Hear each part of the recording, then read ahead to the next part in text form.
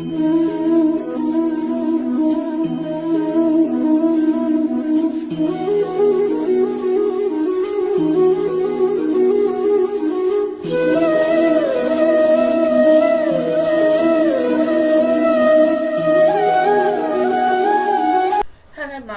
कैसे हैं आप सब।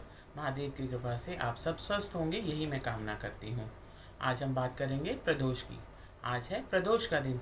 प्रदोष का मतलब होता है महीने की शिवरात्रि। यह शिव पार्वती जी का बहुत बड़ा दिन होता है और ये प्रदोष का व्रत अगर बुधवार को पड़ जाए तो इसकी महत्ता और बढ़ जाती है, क्योंकि बुधवार का मतलब होता है गणपति जी का दिन। एक ही परिवार में गणपति जी भी और उनके माता पिता भी, सभी को अगर आशीर्वाद मिले तो कितना अच्छा होगा। हमें सभी का आशीर्वाद चाहिए होता है। आज के दिन सबसे पहले हमें दुर्वा अर्पण करनी चाहिए गणपति जी को, ताकि उनका आशीर्वाद मिले और सब कुछ अच्छा ही अच्छा हो। मैं हूँ आपकी सारथी ज्योति, आपकी सारथी हूँ, इसलिए आपको छोटे मोटे उपाय बताने चली आती हूँ, जिससे आप अपनी जीवन की सभी समस्याओं का समाधान खुद कर सकें।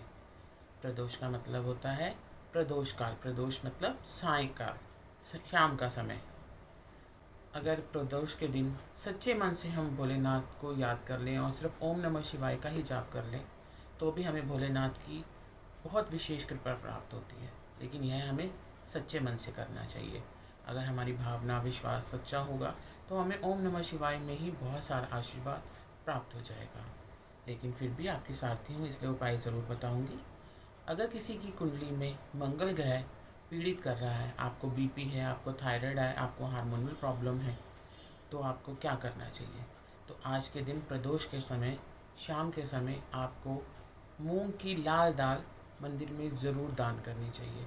यह दाल आप शिवलिंग पर भी अर्पण कर सकते हैं, लेकिन अगर दान करें तो भी अच्छा होगा।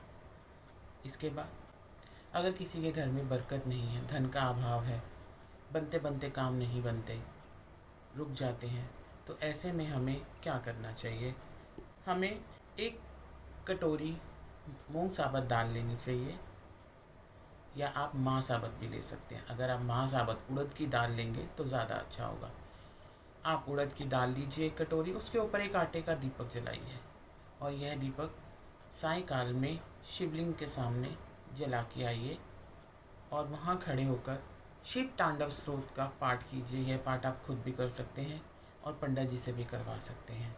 ऐसा करने से माँ लक्ष्मी की हमें विशेष कृपा प्राप्त होती है और हमारे घर में धन धान्य की वर्षा होने लगती है।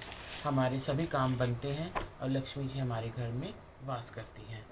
अब हमें, अगर कोई इंसान बहुत भावुक है और उसकी भावनाओं के साथ सब खेलते हैं, सब उसका मजाक उड़ाते हैं, उसकी बात कोई नहीं सुनता, उसको धोखा ही धोखा मिलता है, तो ऐसे में हमें मीठा जल शिवलिंग पर अर्पित करना चाहिए आज के दिन।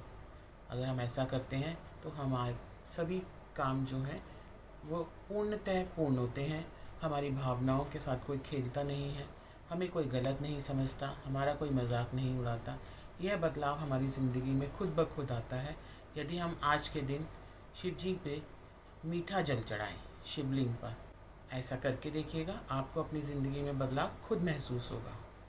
अगर आपके घर में कलेश बहुत है, सारा दिन लड़ाई झगड़े होते हैं, टेंशन बहुत है, कोई किसी की बात नहीं सुनता, आपस में विद्रोह की भावनाएं रहती हैं, तो आज के दिन आपको पीपल पे और बरगद के पेड़ पर, दोनों पर एक एक घी का दीपक शाम के समय ज़रूर जलाना चाहिए। ऐसा करने से आपके घर की यह सभी समस्याएं धीरे धीरे समाप्त होती हैं और आपके घर में खुशियाँ आती हैं।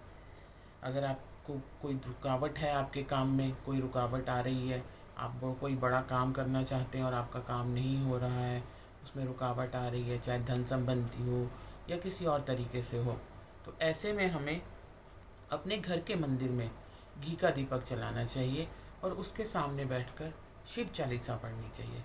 ऐसा करने से आपको शिव जी की विशेष कृपा प्राप्त होगी और आपके जितने भी काम हैं वो पूर्णतः पूर्ण हो जाएंगे।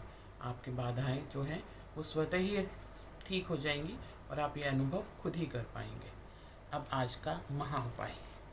आप सबके घरों में मनी प्लांट होता होगा, अगर नहीं है तो खरीद लीजिएगा। आज के दिन हम एक सफ़ेद पेपर, पीला पेपर लें और उस पर अपनी विश लिखें। यह उपाय जो है ख़ास तौर से जिनके ऊपर बहुत कर्जा है उनके लिए है।